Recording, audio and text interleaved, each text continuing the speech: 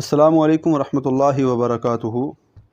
ہماری بات سے پہلے قرآن مجید کی ایک آیت سن لیجئے کہ اللہ تعالیٰ نفع و نقصان کے بارے میں فرماتے ہیں کہ اے نبی صلی اللہ علیہ وسلم، آپ اعلان کر دیجئے لن یصیبنا الا ما کتب اللہ لنا هو مولانا وعلی اللہ فلیتوکل المؤمنون، کہ آپ اعلان کر دیجئے ہمیں ہرگز کوئی مصیبت نہیں پہنچ سکتی سوائے اس کے جو اللہ نے ہمارے حق میں لکھ رکھی ہے، وہی ہمارا کارساز ہے، اور مومنوں کو تو اللہ پر ہی بھروسہ کرنا چاہیے۔ یہ آیت سورۃ توبہ میں آئی ہے، آیت نمبر 51۔ اسی طرح ایک حدیث سنیے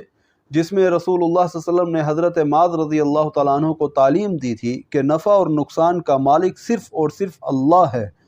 تو اس حدیث کے الفاظ یہ ہیں کہ وَاعْلَمْ أَنَّ الْأَمَةَ لَوِ اجْتَمَعَتْ عَلَىٰ أَن يَنفَعُوكَ بِشَيْءٍ لَمْ يَنفَعُوكَ إِلَّا بِشَيْءٍ قَدْ كَتَبَهُ اللَّهُ لَكَ، کہ رسول اللہ صلی اللہ علیہ وسلم نے فرمایا اس بات پر یقین کر لو کہ اگر پوری امت جمع ہو کر تمہیں نفع پہنچانا چاہے تو نہیں پہنچا سکتی سوائے اس کے جو اللہ نے تمہارے حق میں لکھ دیا ہے۔ آگے الفاظ فرمائے وَلَوِ اجْتَمَعُوا عَلَىٰ أَن يَضُرُّوكَ بِشَيْءٍ لَمْ يَضُرُّوكَ إِلَّا بِشَيْءٍ قَدْ كَتَبَهُ اللَّهُ عَلَيْكَ، اور اگر پوری امت جمع ہو کر تمہیں نقصان پہنچانا چاہے تو نہیں پہنچا سکتی سوائے اس کے جو اللہ نے تمہارے حق میں لکھ دیا ہے۔ اس آیت اور اس حدیث سے جو ہم نے نفع و نقصان کے متعلق بنیادی عقیدہ آپ کے سامنے رکھا ہے، اس عقیدے کی رکھنے کی وجہ یہ ہے کہ یہ جو ماہ سفر ہے اس کو کئی لوگ منحوس مہینہ کہتے ہیں، اور اس میں کسی کام کی ابتدا کرنا درست نہیں سمجھتے، کیونکہ ان کا اعتقاد یہ ہوتا ہے کہ جو کام اس مہینے میں شروع کیا جائے گا اس میں کوئی خیر و برکت نہیں ہوگی اور وہ آخر کار ناکام ہو جائے گا۔ تو اس قسم کا وہ عقیدہ اس مہینے کے بارے میں رکھتے ہیں، لہٰذا اس کا نتیجہ یہ نکلتا ہے کہ وہ اس مہینے سے خوف کھاتے ہیں، اس میں کوئی بھی اچھا کام شروع نہیں کرتے، اور ذہن میں یہ رکھتے ہیں کہ اگر ہم نے خیر و برکت کا کوئی کام شروع کیا تو اس میں خسارہ ہوگا، نقصان ہوگا۔ جبکہ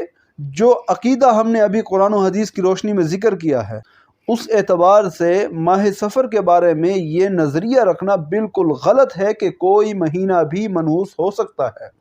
کسی مہینے کو منحوس تصور کرتے ہوئے اس میں کوئی کام شروع کرنے سے خوف کھایا جانا یہ بالکل اس عقیدے کے خلاف ہے۔ یاد رکھیے گا، مہینے سارے کے سارے اللہ کے ہیں، اور ہر مہینے میں نفع اور نقصان اللہ ہی کی طرف سے ہوتا ہے۔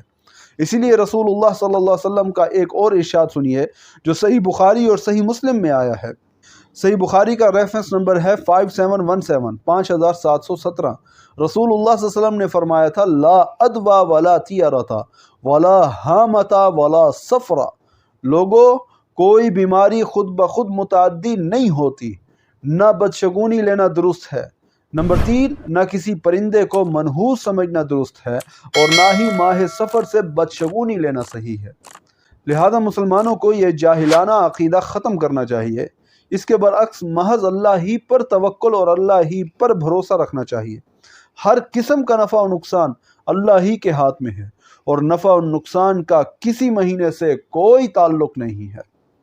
اللہ سے دعا ہے کہ اللہ تبارک و تعالی ہمیں سمجھنے کی توفیق عطا فرمائے اور ہمارے نظریات قرآن و سنت کے عین مطابق کر دے۔ اللہ سے دعا ہے کہ اللہ تعالیٰ جب تک زندہ رکھے اپنا فرما بردار زندہ رکھے، اور جب موت آئے تو حالت ایمان پر موت آئے۔ وآخر دعوانا ان الحمد للہ